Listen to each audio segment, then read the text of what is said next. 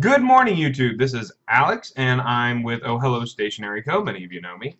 Thanks for tuning in. This is my latest design with me. Last week we did a pot of gold, and this week we're going to keep with the theme of March. And again, I designed this over a year ago. I still cannot fathom that it's been a year. But I'm going to be designing a new little leprechaun. Let's go ahead and give him at least where the hat's going to be.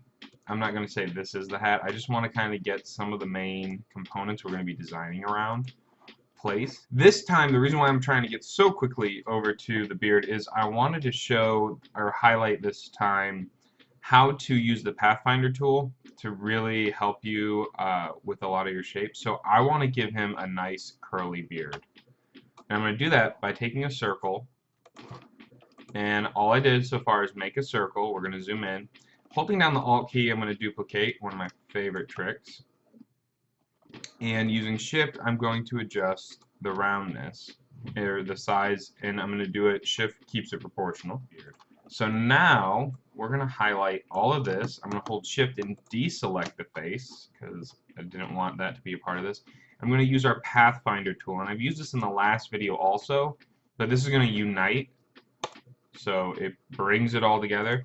If you don't have your Pathfinder tool sitting out here, you can go into Windows, and in Windows you can find almost every single sidebar that you can have. So if you want to record an action, so if you're doing something repetitively over and over, I guess I could show you that in another video.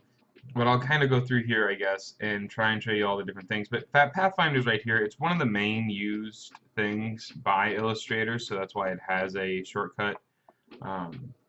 So there you go. So we've combined it, so now we can edit this as though it's one shape.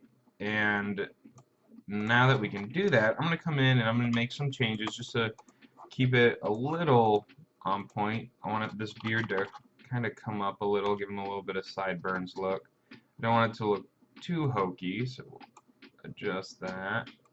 Okay, so now we like the outside. Let's say we wanted to do some stuff on the inside. Well, there's a couple different ways we can do that. One, we can fill it all in and give him a face like that and kind of move it around. You can do a very similar thing if you didn't want it to be fluffy on the face.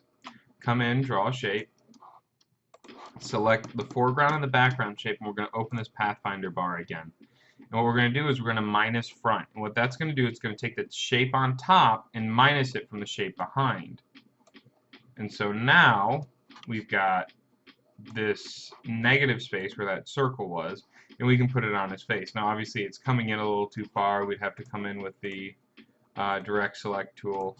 I really like the idea of him having just this glorious red beard and giving him just a simple mouth. So that is what we'll do. And so we've got our beard. Now, because I want this to look a little nicer, I'm just going to highlight everything, unselect the face, define them. Now this is one shape, and that will let me come in here and get rid of this unnatural looking point. So what we're going to do is just basically take your elliptical tool and draw your shape. And luckily, and I don't know why this is, but in the natural palettes that they give you, there is a ton of green compared to other colors. Like, you don't get shades of yellow and reds. You only get a ton of green and a little bit of orange warm tones to really choose from. But that's good for us since it's St. Patrick's Day.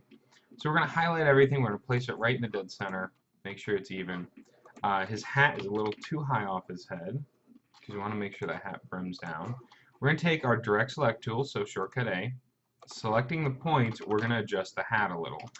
We're going to take a round rectangle tool, and we're going to draw a shape on top. But that doesn't look like a round rectangle. It looks like a round circle. That's because last time I was using it, I needed real round edges. So what we're going to do is using the up and down arrow keys, you can adjust a lot of the shapes and things in Photoshop or in Illustrator while you're holding down the key. So this is for the top of the hat, so we obviously don't want a square, so we're going to kind of find a happy medium that fits the style. So now we've got that. What I want to do is I'm going to bring down this. I'm going to center it all again. Take the left side, holding down Alt. Notice how it adjusts both sides. See how left and right are moving out instead of just one side? So without Alt, holding down Alt, and that lets you manipulate the opposite drag point as well. So I really like this when I'm trying to stay centered. So we're going to bring it in, try and find, we're looking just at the bottom right now. And I think that's a pretty good spot for the bottom. Take the top right using the direct select tool, so A, shortcut. Using the arrow keys, we're going to bring in the points, 1, 2, 3. 1, 2, 3. And I think maybe we can widen it 1. Don't want to make him look too wizardy. I think that's a good old top hat. So now we're going to select the face, do the draw inside tool, take the pen tool, and this is just going to give us a little shadow underneath the hat. Nothing super noticeable, not anything crazy. And we're going to take the skin tone, and just to add shadow, we can just bring it straight down. And that way we're keeping the same tonality, but dropping the darkness. Or adding in, I guess, dropping the darkness, adding in black. I'm sure I'm annoying some graphic designer who knows all the right vernaculars. So now we've got this nice little shadow going under there. So again, that's kind of pushing the brim of the hat off the face by adding that shadow. And so that's pretty nice. Let's go ahead and give him some eyes. I want to give him like twinkly, sparkly eyes, I think. Or, I don't know, maybe these just simple black eyes. I always have a hard time trying to pick the perfect looking eyes. Yeah, I think simple black eyes actually kind of look a little cute. So let's go ahead and grab these two. We're going to Control G and group them. And this is my trick for aligning two things to the center. By grouping these, when you hit align center, it will treat it as an object and use the, instead of the middle point of the object here where it says center, it's going to use the midpoint between the two as the center, and that way your eyes are perfectly lined center. And that is a really cool feeling. Also notice because I grouped this prong with the outside of the buckle, the middle of the prong didn't go center. It just kept its shape. So that's not too bad. Maybe I think I might still add a little sparkle, and how we do that is we're going to just take a little white, well, a little circle, and drop in a little white. Man, my eyes are itchy. It's dry in this house. What's going on? And put them in the top corner of the eye. Maybe give them a little bit of a curve. We can see how this works. If you get your eyes wrong, you're going to weird people out. That's just my opinion, is that eyes are probably the most sensitive thing, and if you can really get this look where it's just not right, and it will make people unsettled when looking at your guy. So I always try to make sure my eyes are right, and eyes are probably the thing I mess around with the most. So using my own advice, I'm not going to get bogged down. I'm going to leave that there. And I'm just going to give him a cute little button nose. Use the eyedropper tool, so using the eye shortcut, but if you didn't, it's over here. Select that, select the background color, and you've got himself a little nose, but you want to show that he has a nose and not just the bottom of a nose. So we have a couple different options. We can either take the color tool and try to add it some reddishness. And what that's going to do is kind of give him like he's got a little cold, you know, like I'm stuffy and my nose is red. So that's, I don't know why I did that voice, but there you go. So now he's got a cute little button nose. Alright guys, so next thing we're going to do is give him a little corncob pipe.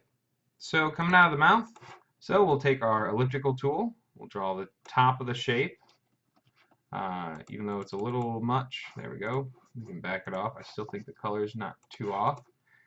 Using the Alt tool, highlight this, drag it down, and that can be the bottom of our tool. And we have a couple different options how we can do this. We can either manually come in with the pen tool and make it wide. We could come in with the circle tool and make a nice elliptical, and then minus, using the Pathfinder tool, have it chop off the top and bottom. And that way we kind of get the outside shape like that. So I like to use the divide tool, but I didn't have the lines crossed enough. The divide tool is a really cool tool to use, and that's kind of what I wanted to show you. So let's go ahead and double click on the inside. Using Alt, I'm going to have these lines intersect. Same thing going on up here. Have the blue lines intersect with the outside ones.